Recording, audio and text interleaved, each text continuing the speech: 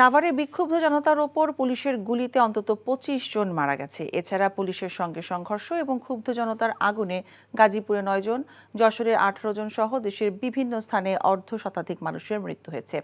বিভিন্ন জেলায় আওয়ামী লীগ অফিস এবং নেতাকর্মীদের বাড়িতে ভাঙচুর এবং আগুন দিয়েছে আন্দোলনকারীরা।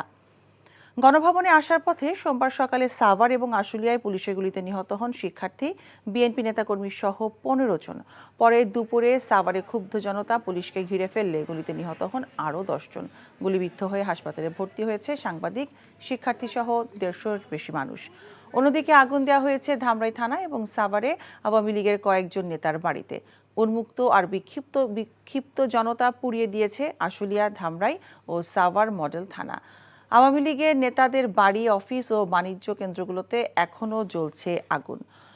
যশোর শহরে জেলা আওয়ামী লীগের সাধারণ সম্পাদক শাহিদ চাকলাদারের একটি ৫ তারকা হোটেলে ক্ষুব্ধ জনতা আগুন দিলে মৃত্যু হয় ১৮ জনের। গাজীপুরে বিভিন্ন স্থানে আইনশৃঙ্খলা বাহিনীর সদস্যদের সঙ্গে সংঘর্ষে ৯ জন নিহত হন, আহত হন শতাধিক।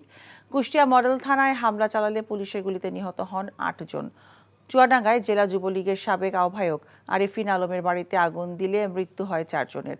নোয়াখালী সোনাইমুড়ি থানায় হামলা চালালে গুলিতে নিহত হন ৪ জন। এদিকে লালমনিরহাট জেলা আওয়ামী লীগের যুগ্ম সম্পাদক সুমন খানের বাসা থেকে অজ্ঞাত ৬ জনের দগ্ধ লাশ উদ্ধার করা হয়েছে। গত রাত ৩:৩০টার দিকে ফায়ার সার্ভিসের একটি দল বাসার ৪ তলার একটি কক্ষ থেকে লাশগুলো উদ্ধার করে।